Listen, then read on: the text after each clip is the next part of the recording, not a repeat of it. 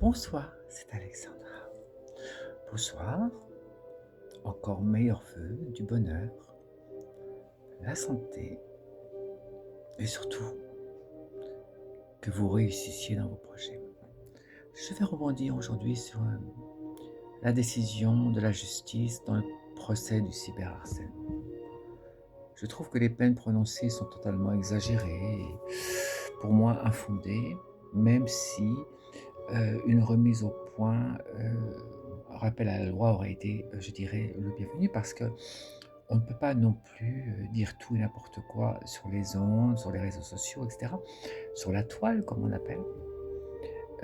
Brutaliser une personne, la discriminer, l'injurier sous prétexte que cette personne est antipathique, ça je vous l'accorde, et qu'on prête à cette personne beaucoup de dérives et de malhonnêteté.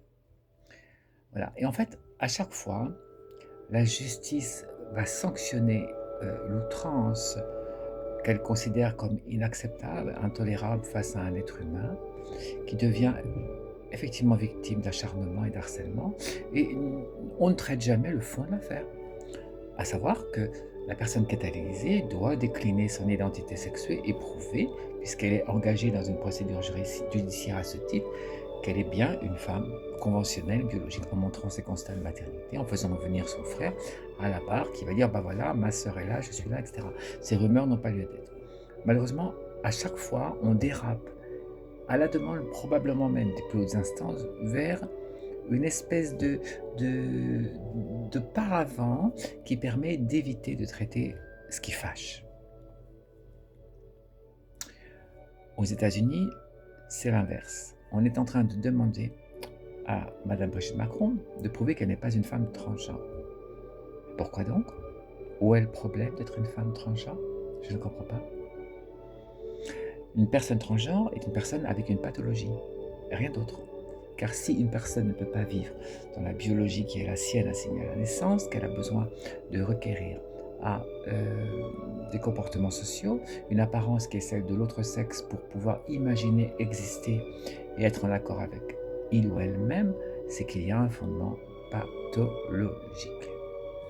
Donc, c'est bien quelque chose de grave.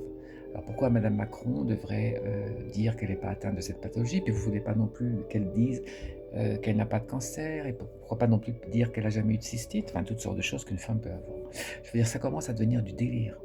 Je répète, le propos, le vrai propos, c'est qu'elle prouve qu'elle est bien A, avec une expertise génitale judiciaire ou un constat de maternité validé et certifié, soit qu'elle est B. C'est-à-dire qu'elle est une personne qui a une différence.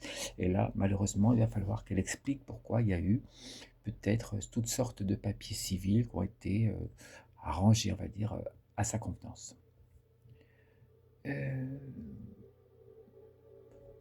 je trouve qu'on atteint un paroxysme d'absurdité et de perversité à ce qu'une personne qui vit avec un président de la République, parce que je vous rappelle qu'en France, le statut de première dame n'existe pas, même si la personne a des prérogatives, a des, je dirais, certains privilèges, elle doit être en toute responsabilité, justement, à ce titre, puisqu'elle vit de l'argent public, elle doit être transparente et intègre, ce qui n'est pas le cas.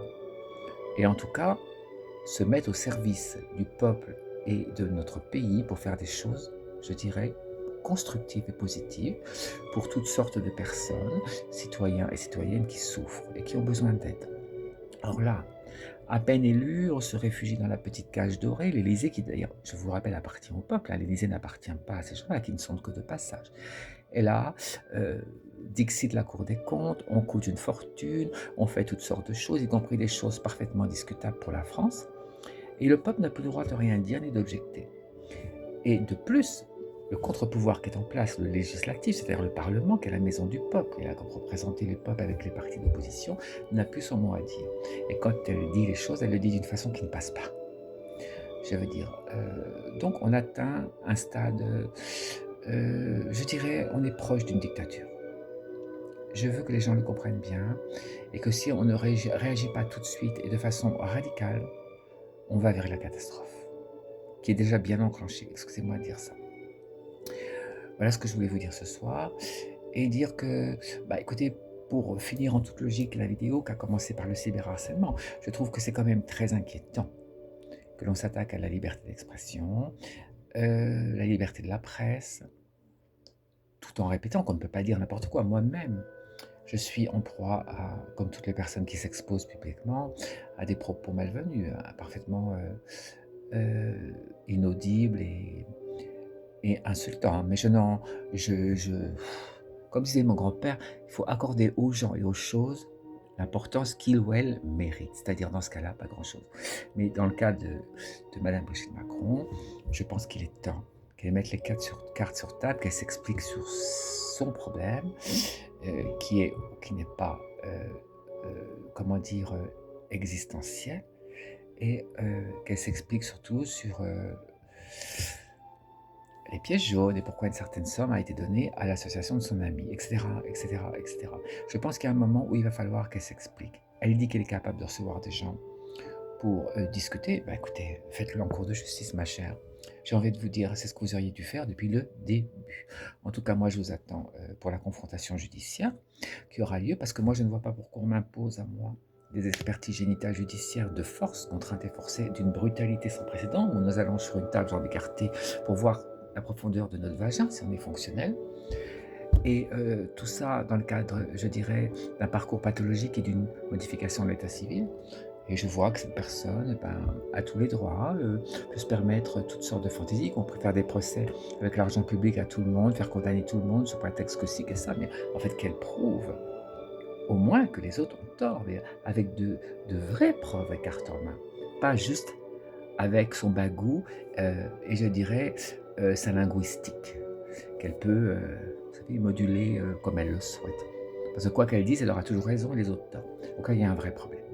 Je vous remercie de votre écoute, Alexandra, et encore bonne année.